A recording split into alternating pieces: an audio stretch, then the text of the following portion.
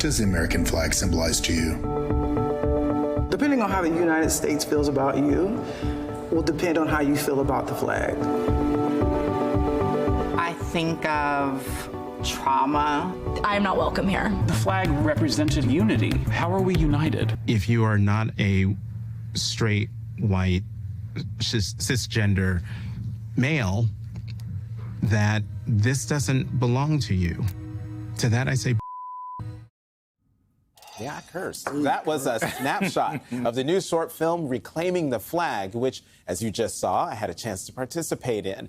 The documentary, which is now streaming on YouTube, unpacks the LGBTQ plus community's relationship with the American flag and examines how it can be reclaimed as a symbol of unity for all Americans. Reclaim the Flag also features interviews with LGBTQ plus trailblazers in politics, fashion, and entertainment, including actor Jim Parsons. Jim Parsons joins us now, along with the film's director, Alexis Bittar. Jim, Alexis, welcome to The Weekend. Alexis, you are the brainchild of this film, documentary. So I want to start with you. Where did it come from? Where did this idea come from? Thanks. And first of all, thank you for having me. So it started basically in the middle of February. We had a very short run to actually produce and direct this. And it really occurred to me that the flag had been co-opted by the right. I've been obsessed with the American flag for like the last 10 years. And when I would see it, particularly with Trump 1, but then even more with Trump 2, I'm getting that from you, Jason, it felt like a sign of aggression and not a sign of unity. And that really bothered me. And being a gay man with 3 kids and a husband, I really felt like the message was, when I would see a flag on the back of a pickup truck, like, we're coming for you. Like, that's the most extreme example, but felt like we're coming for you and we're coming for your social agenda, basically. Jim, we heard a lot of different takes on how people feel like the flag doesn't cover all Americans, right, in that trailer. What do you think it would take in this country for it to actually represent all of the people that live here? I'm flummoxed by what the solution would be. One of the things that I was struck by watching the documentary once it was finished, and I only recently got to see it this week. There's a part where Allie Bird talks about how she feels about the LGBTQ plus flag, the pride flag, if you will, as opposed to the American flag. And it was the first time I had ever thought to frame the flag under the terms of that. And I thought, I don't fly a pride flag at my house either. But when I look at that flag, I do have a feeling of inclusion with it.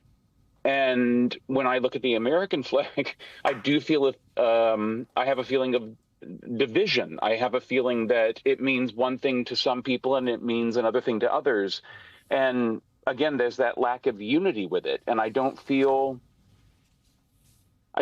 protected by this flag. And that shouldn't be true. In some level, it's not true. So I guess the long answer to your question might be, for me at least, to finally figure out, what do I want it to mean to me? What should it mean to me? And then step forward and figure out how to make that happen. Jim, I want you to grow the beard back. I just want to put that out there. I had to shave it for a role. That's the only reason it's gone. I want the beard back too. Thank you. But so Jim and you and I participated in the documentary, and so as you well know, when we were brought in, we were seated and we were asked all sorts of questions about our feelings about the country and the time that we were in.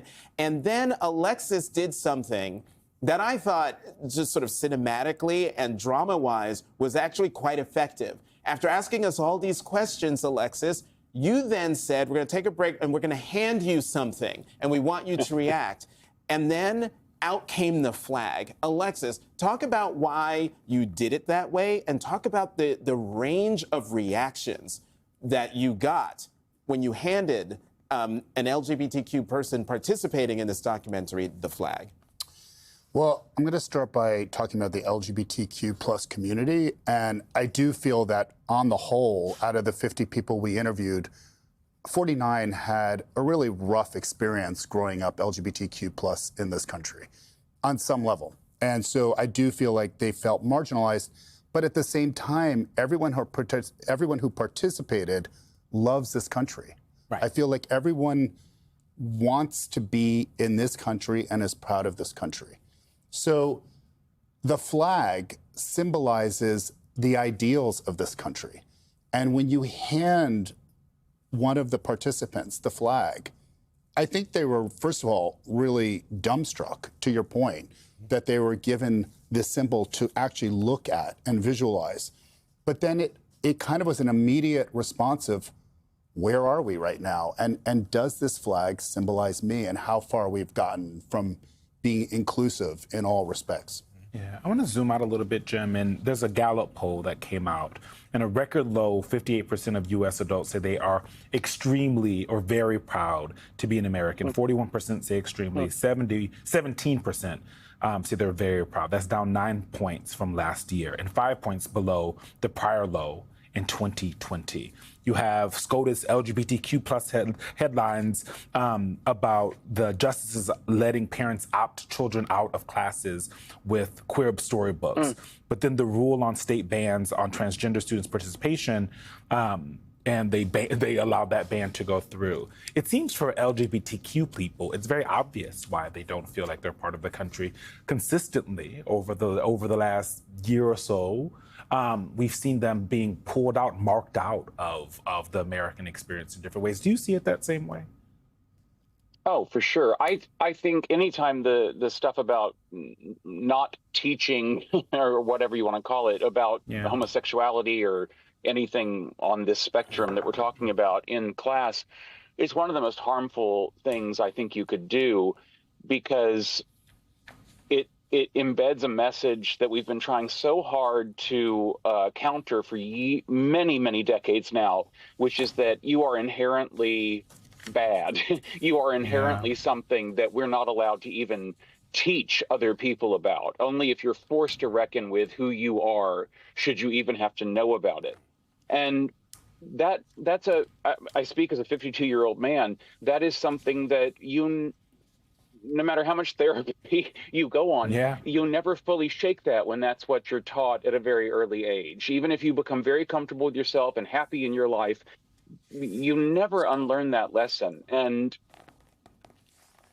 I just think it's one of the more hateful things that has come into my awareness in the past decade. Yeah.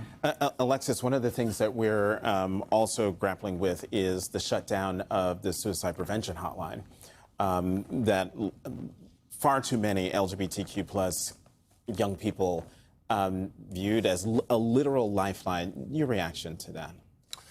I mean, for me, growing up as a gay man in this country was rough. Obviously, I've been through so many different periods. And I think that is such an important tool, right? Like, I just think it's such an important tool for a youth, LGBT youth, to be able to reach out and talk to someone on the other line and talk about how they feel, because I think they are surrounded by the fact that the messaging, for the most part, unless you live in a metropolitan area, is you're not worthy in the eyes of God. I mean, that really is one of the main messages, that I think you grow up feeling is like, in the eyes of God, you do not belong. Jim, you are a strong supporter of the Trevor Project. You're a strong supporter of making sure that people have a lifeline, young people especially have a lifeline to connection and, not killing themselves because the world tells them they don't belong. Your thoughts about the suicide prevention hotline going dark this week?